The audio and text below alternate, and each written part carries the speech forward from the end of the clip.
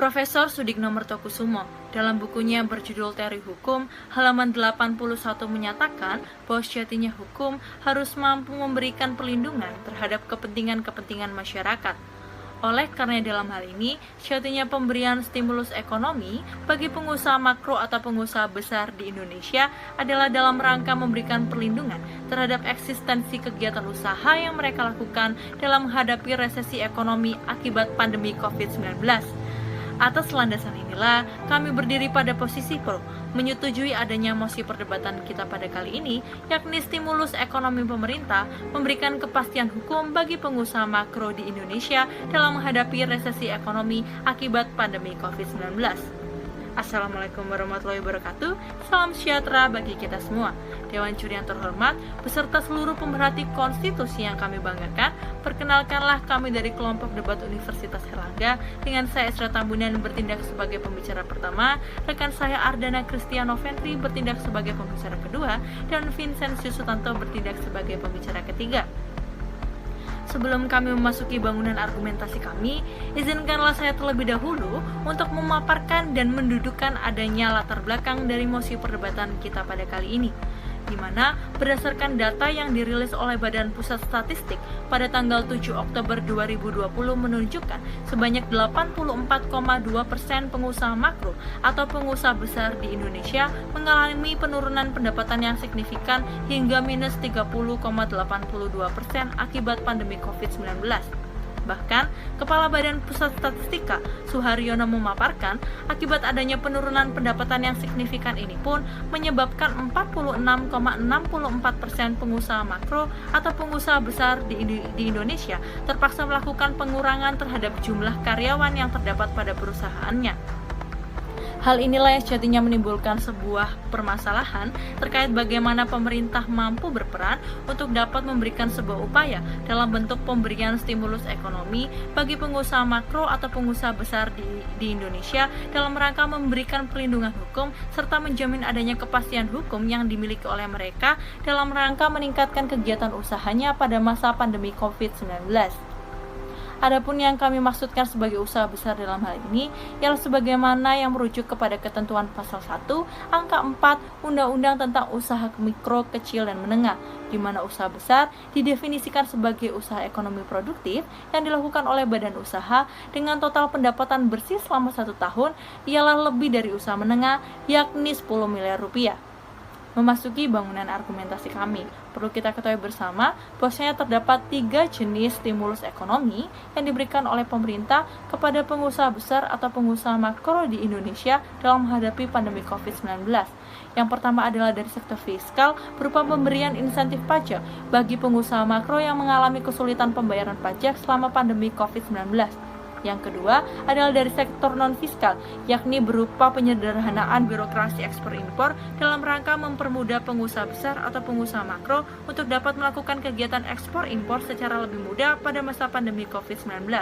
Dan yang ketiga adalah dari sektor keuangan, yakni pemberian restrukturisasi kredit bagi pengusaha makro dalam rangka mendukung kegiatan usaha yang mereka lakukan pada masa pandemi COVID-19. Nantinya, ketiga jenis stimulus ekonomi pemerintah ini akan dielaborasi lebih komprehensif oleh pembicara kedua dan pembicara ketiga dari tim kami. Pun dalam hal ini, perlu kami tekankan sekali lagi, mengapa menjadi sangat penting bagi pemerintah untuk dapat memberikan stimulus perekonomian bagi pengusaha besar atau pengusaha makro di Indonesia.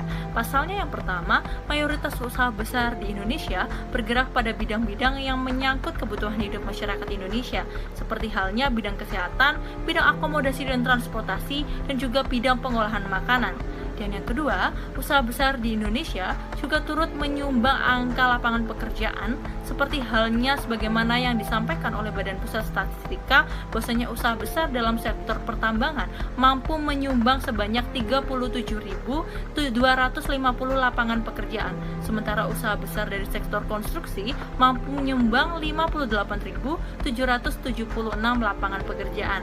Oleh karenanya dalam hal ini kami tetap berdiri pada posisi kami sebagai tim pro untuk menyetujui adanya mosi perdebatan kami pada kali ini. Sekian dan terima kasih.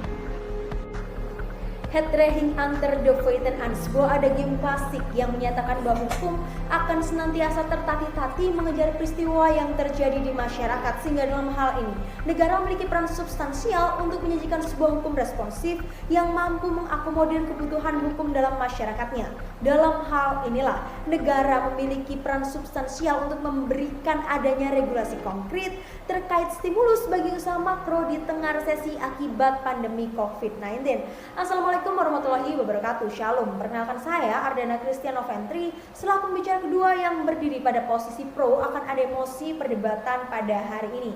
Dewan Juri yang terhormat, sebagaimana disampaikan oleh pembicara pertama tim kami, bahwa sejatinya terdapat 3 bentuk stimulus yang diberlakukan di Indonesia, yakni stimulus fiskal, stimulus non-fiskal, dan stimulus sektor keuangan, yang mana nantinya terkait stimulus sektor keuangan akan dielaborasi lebih lanjut oleh pembicara ketiga tim kami.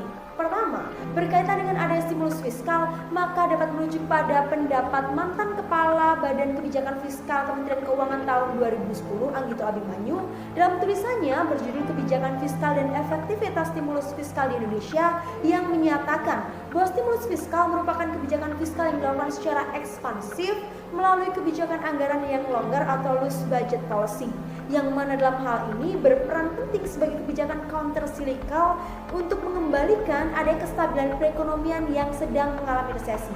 Pada hakikatnya, pemerintah telah membentuk regulasi yang mengatur terkait adanya stimulus fiskal yang termaktub dalam Peraturan Menteri Keuangan Nomor 23 Tahun 2020. Dewan Juri yang terhormat, dalam Peraturan Menteri Keuangan tersebut terdapat 4 jenis stimulus fiskal, yakni yang pertama pembebasan sementara pajak penghasilan atau PPh 21, yang kedua insentif PPh 22 impor, yang ketiga pengurangan PPh pasal 25 sebesar 30%, dan yang ketiga yakni insentif PPN berupa pengembalian pendahuluan. Setelah diterbitkannya Peraturan Menteri Keuangan tersebut, terhitung hingga April 2020, Direktorat Jenderal Pajak mencatat bahwa telah terdapat 20.061 permohonan insentif pajak. Namun menjadi sebuah ironi, tidak seluruh permohonan tersebut dapat dikabulkan. Hal ini sejalan dengan pendapat Alvadores sebagai tim peneliti World Bank yang menyatakan hingga September 2020 dari 850 perusahaan di Indonesia, termasuk usaha makro, hanya 7% yang menerima stimulus dari pemerintah. Yang artinya apa? Masih terdapat 93% usaha termasuk usaha makro yang belum menerima stimulus di tengah pandemi COVID-19. Keadaan ini salah satunya dikarenakan karena ada stimulus fiskal terkait perpajakan tidaklah diperuntukkan bagi semua sektor, yang mana menurut Direktur Jenderal Pajak Kementerian Keuangan Suryo Utomo, dalam implementasinya pada stimulus fiskal paket 2 hanya terdapat 30 sektor yang dapat mengajukan keringanan pajak. Dewan Juri yang terhormat, ketika kita berbicara mengenai adanya suatu efektivitas hukum, maka dapat merujuk pada Suryono Sukanto yang memaparkan mengenai teori efektivitas hukum, bahwa hukum akan efektif diantaranya karena faktor substansi hukum itu sendiri dan faktor penerapan dari hukum tersebut. Ketika pemerintah telah menerapkan berbagai regulasi stimulus pajak namun belum mengimplementasikan dan belum memuat substansi yang komprehensif, maka bagaimana mungkin regulasi tersebut dapat dikatakan efektif? Dewan Juri yang terhormat, yang kedua yakni terkait dengan adanya stimulus non-fiskal. Stimulus non-fiskal inilah yang bertujuan memberikan ada dorongan terhadap kegiatan ekspor impor. Berdasarkan siaran pers Menteri Perekonomian nomor HM 4.632/Set-M-Adcon 2.303 tahun 2020 yang menyatakan berbagai jenis stimulus non-fiskal, yakni antaranya pertama penyederhanaan dan pengurangan jumlah larangan pembatasan atau lartas aktivitas ekspor, yang kedua penyederhanaan dan pengurangan jumlah lartas aktivitas impor, yang ketiga yakni percepatan proses ekspor impor untuk reputable traders, yakni perusahaan-perusahaan terkait dengan kegiatan ekspor impor yang memiliki tingkat kepatuhan yang tinggi, serta yang keempat yakni peningkatan dan percepatan layanan kegiatan ekspor impor serta pengawasan melalui pengembangan nasional logistik ekosistem. Dewan Juri yang terhormat, namun sayangnya ada kebijakan non-fiskal ini masih memiliki kelemahan yang mana hanya tertuang dalam siaran pers Kementerian Perekonomian sehingga tidak menjamin ada kepastian hukum dan regulasi yang jelas secara komprehensif. Merujuk pada pendapat Gustav Redbrook yang mengemukakan hal mendasar terkait dengan adanya kepastian hukum, maka didasarkan pada dua hal, yakni hukum itu harus termuat dalam peraturan perundang-undangan dan bahwa fakta tersebut harus dirumuskan dengan jelas dalam peraturan perundang-undangan untuk menghindari ada kekeliruan dalam pemaknaan. Sehingga dapat ditarik konklusi bahwa dalam hal ini seharusnya kebijakan non-fiskal dituangkan dalam peraturan perundang-undangan sebagaimana kebijakan fiskal itu sendiri yang setidaknya termuat dalam peraturan menteri supaya menjamin ada kepastian hukum dan regulasi bagi pelaku usaha. Selain itu, saat ini hanya terbatas pada beberapa sektor yang mengatur terkait adanya stimulus non-fiskal ini sendiri. Contohnya, stimulus jenis kedua tentang penyederhanaan dan pengurangan jumlah lartas hanya dapat diterapkan untuk produsen baru dan pada produsen besi baja paduan dan produk turunannya. Dalam hal inilah seharusnya pemerintah tidak perlu ragu untuk mengambil kebijakan yang bertujuan untuk melancarkan aktivitas ekspor impor dengan menerapkannya pada lebih banyak lagi sektor. Karena apa? Konsekuensi logis ketika usaha ekspor impor usaha makro berjalan lancar, maka akan berdampak pada besarnya PDB negara, sehingga perlahan tapi pasti dapat membantu terselenggaranya pemulihan ekonomi nasional di tengah resesi. Maka dalam halnya Dewan Juri terhormat, kami tetap berdiri pada posisi pro akan adanya mosi perdebatan pada hari ini. Sekian dan terima kasih. Jayalah konstitusi. Hart dalam teori hukum dasar pembangunan ekonominya menyatakan bahwa perkembangan dan keberhasilan kehidupan ekonomi suatu negara dilandaskan pada adanya 6 faktor. Salah satunya ialah balancing factor, di mana hukum harus mampu sadar dalam mewujudkan keseimbangan dalam setiap unsur usaha negara yang turut andil dalam perkembangan perekonomian nasional. Ketika tidak hanya UMKM semata, melainkan usaha makro juga memberikan andil yang sangat besar terhadap perkembangan perekonomian nasional, maka menjadi suatu bentuk state responsibility untuk memberikan stimulus ekonomi bagi usaha makro di Indonesia.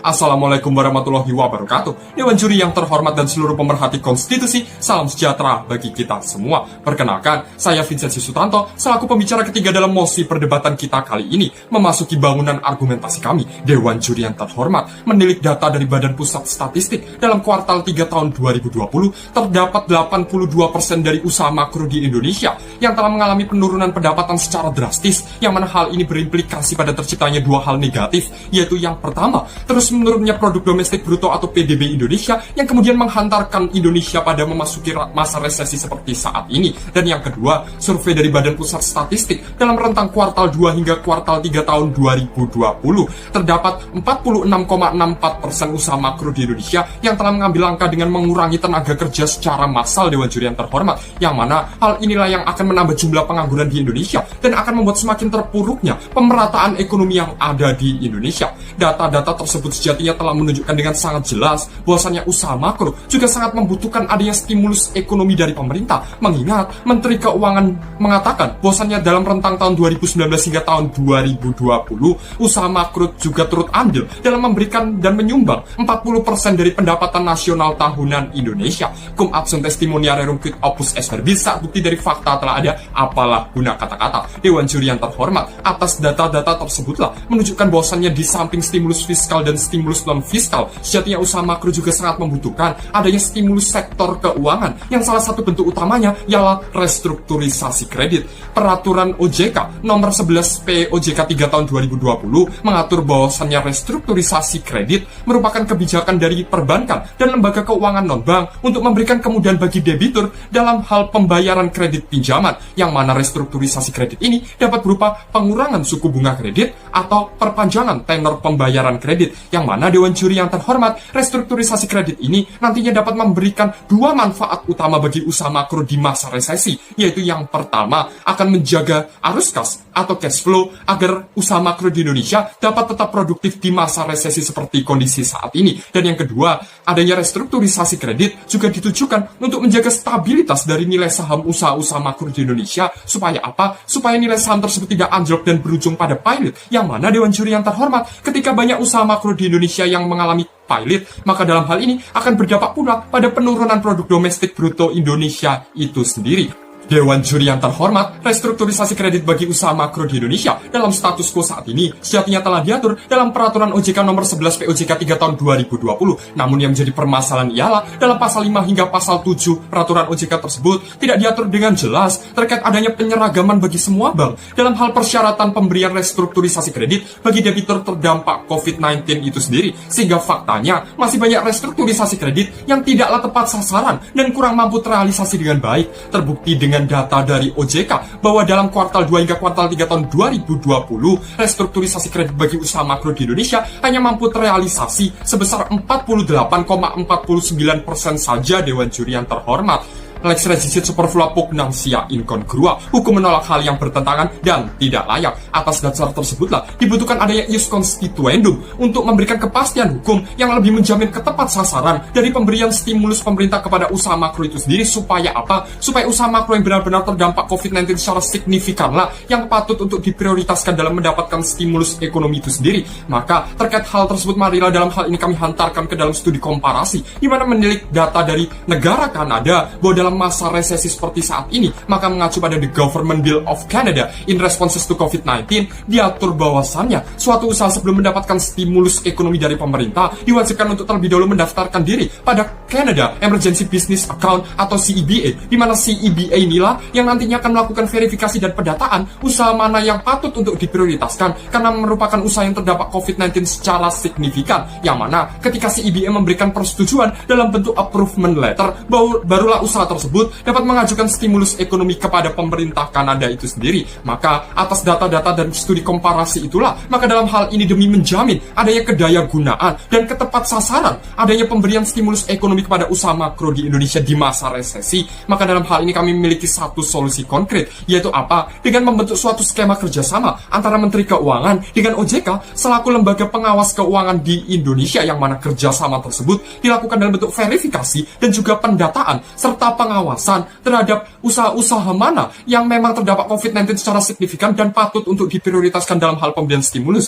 yang mana nantinya hasil dari pendataan inilah yang akan dijadikan sebagai salah satu syarat utama bagi usaha tersebut untuk dapat mengajukan pemberian stimulus, baik itu stimulus fiskal, stimulus non-fiskal, maupun stimulus sektor keuangan. Sehingga Dewan Juri yang terhormat, solusi kami inilah yang nantinya akan lebih menjamin kedaya gunaan dan ketepat sasaran dari adanya pemberian stimulus ekonomi bagi usaha makro di Indonesia. Supaya apa? Supaya usaha makro di Indonesia nantinya dapat memberikan sumbangsi yang sangat besar terhadap kebangkitan ekonomi nasional di masa resesi saat ini. Sekian argumentasi dari kami. Selebihnya pro kontra adalah demokratis karena demokrasi garansi konstitusi. Sekian dan terima kasih, dan jayalah konstitusi. Dewan Juri yang terhormat, kini tibalah kita pada penghujung perdebatan kita pada kali ini.